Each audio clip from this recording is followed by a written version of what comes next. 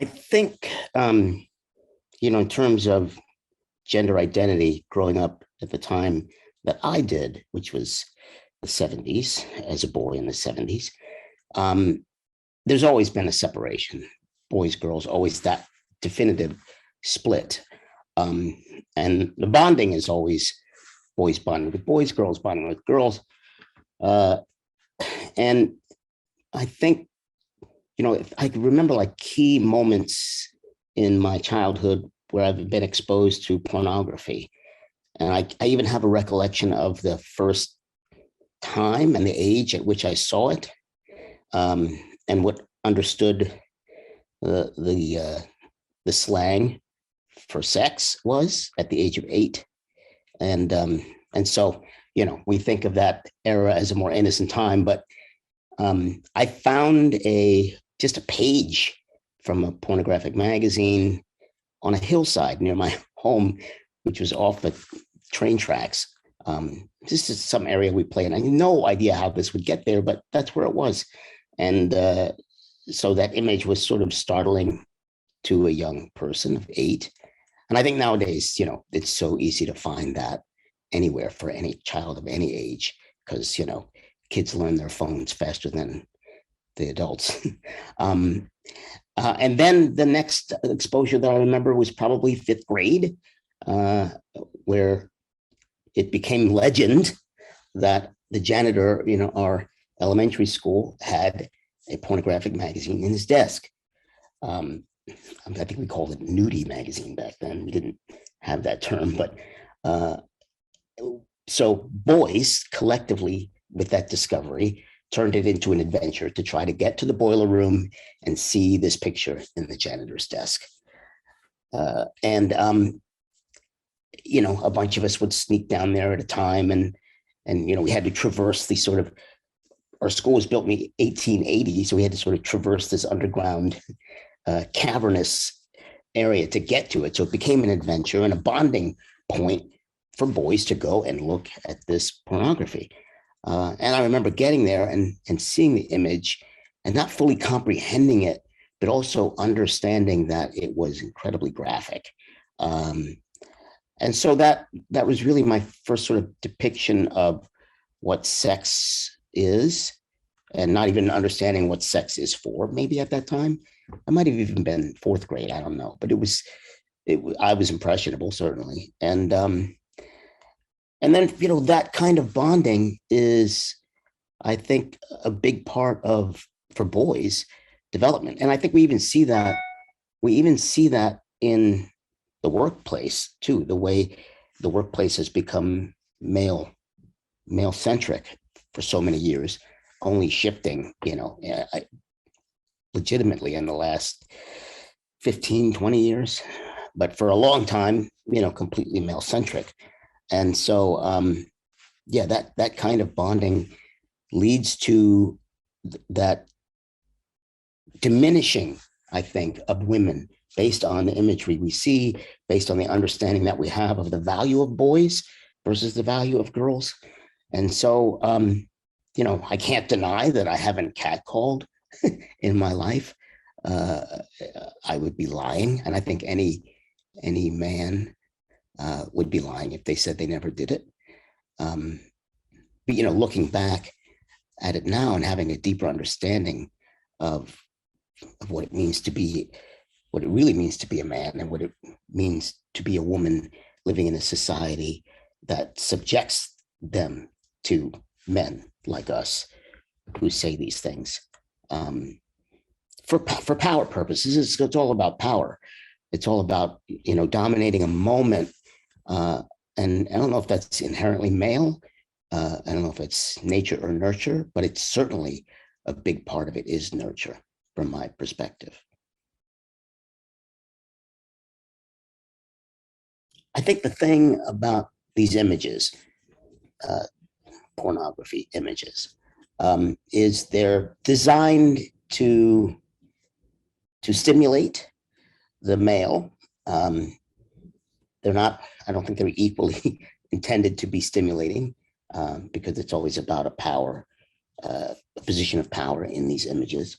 And I feel like my theory is it's very Pavlovian in that you the boy, a young man, will see the images, and I remember seeing them very early on, and even finding magazines like probably that weren't supposed to be found in my house, but found them anyway, and understood that there was definitely a domination uh, perspective given to the viewer.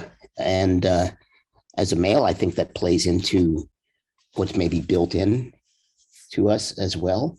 But like I said, it's Pavlovian. So you see the images; they're meant to titillate. Then, of course, the purpose of them is to self-satisfy, which is the ringing of the bell for the dog, and that's what I mean by Pavlovian. That immediately triggers the physiological response to those images every time because you've built on it. You with the self-satisfaction, masturbation. With that comes the need to see it again, or experience it again, or have the experience uh, without regard for the thing that you are observing. And I say thing because that's kind of what the perspective is in terms of a magazine.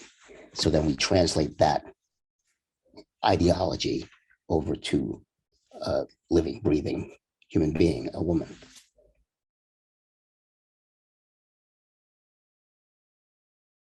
Well, I think the shift is happening, obviously, from advocacy such as this, but I think also the shift has to happen very early on. We have to understand these images. We have to not try to keep them hidden, but address them, talk about them with kids, and talk about the difference between fantasy and reality, and as opposed to what some people are paid to do, that is intended, that has the intended result of bringing you back through the Pavlovian response, bringing you back to those images, as opposed to what the reality of a sexual relationship is with another person. Um, I had sex education as young as fifth grade, where back then they separated, and they probably still do today. They separate boys and girls, have the girls talk and have the boys talk. But I think there needs to be, if you do that, they need to come back together and have the other talk about what sex is, and about what a physical relationship should be, and how it should be equal, and how it's not about power or domination, um, that's fed us by the media, and so I think the way to move forward in this arena is to not hide it, to find it, address it, and engage with kids about it. And I don't see a lot of the leadership wanting to go that route, but I think it's important to not try to sweep it under the rug, because I think that's what we've done for so many decades, is to sort of desexualize women, or rather take away the sexual identity of women and give it to the man. Like the sexual identity of a woman belongs to the man. And that's, I think, what pornography does. And so I think we need to flip that so that we understand that a woman has her sexual identity and a man has his sexual identity, and each controls their own sexual identity.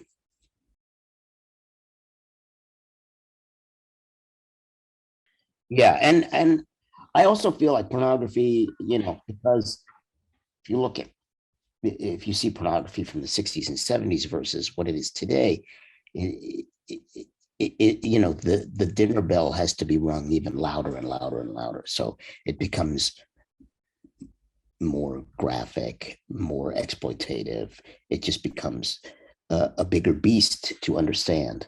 Uh, and it's just not healthy for young boys to see this without an understanding of what it is. And unfortunately, they're finding it. They're finding it on a regular basis because it's really easy, and parents don't understand the internet, and they don't understand put these controls in place. A lot of parents don't, and they sort of leave it up. They just sort of throw their hands in the air. Well, they're going to find it eventually, that kind of thing. Uh, but if they do find it, we have to engage. You have to engage with your kids about it, as uncomfortable as it might be. The classic idea of the catcalling is the construction worker group that sees a woman alone walking down the street. And so there's certainly a disproportionate power dynamic going on there. Multiple men, doing physical things and gloves and hard hats and, something very rough versus the woman who's just sort of passing by on her way to work or school or whatever. And the power dynamic where the men are completely safe and the woman is unsafe, or made to feel unsafe.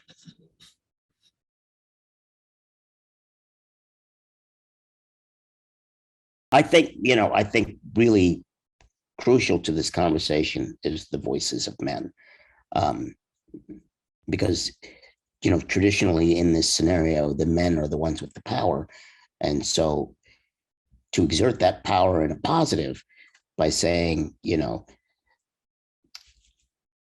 let's understand what catcalling really is. It's not about trying to get a date. It's not about compliments. It's about exerting power in a situation, and to where you have the power as the male and you want to make the female have less power. So the more men that can speak to this is, I think, more proactive toward a solution. Because again, I think we, as men, we see women making these important statements, these putting out this important message. But at the same time, if we're still the ones in power, then the message is going to be weakened, if it's just all women. So it's important that men engage in this conversation as well. So I commend you for trying to find men who will speak bluntly about this subject. And I think, it's tough to convert. It's tough to convert men of a certain age into this understanding. But I think engaging moms, engaging sisters, and speaking to that, because like I said, I think I said this to you before, there's no one that will catcall with their mother behind them. There's no man that will catcall with their sister next to them. And there's no man that will catcall with their daughter sitting on their lap. So I think that is key, is to show what this really is by having the person that they love with them, who they know this could be hurting.